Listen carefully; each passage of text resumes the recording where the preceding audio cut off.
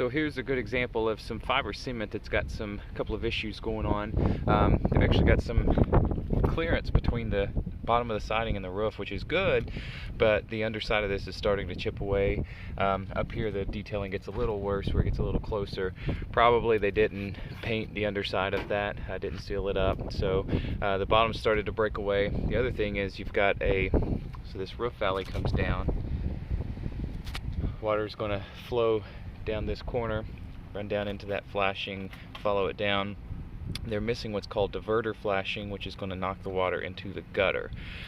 Think of a piece of flashing that's basically doing this. So they're missing that piece, which is allowing the water to go behind that gutter. That's why they put the caulk in place.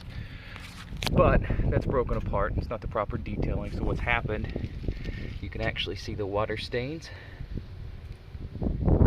So that water comes down, but the other part is this gives you a good idea of what can happen.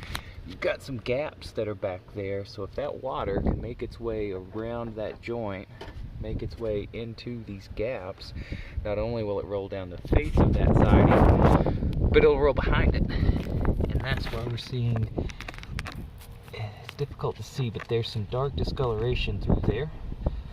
Right there's where it starts. Notice how this is a little lighter. You can see the flashing. And then the dark part is where water has moved behind this siding and run down. Now luckily it's getting caught by the flashing down low, so hopefully it's not got to any of the framing behind that, but that shows you how it can move behind the siding, and once it gets behind it, it has the chance to do some damage, to get into some bad spots. So good example right there of why we need diverter flashing, and to do the proper detailing with any sort of James H. Hardy or fiber cement siding, any siding in particular, for that matter, but particularly fiber cement.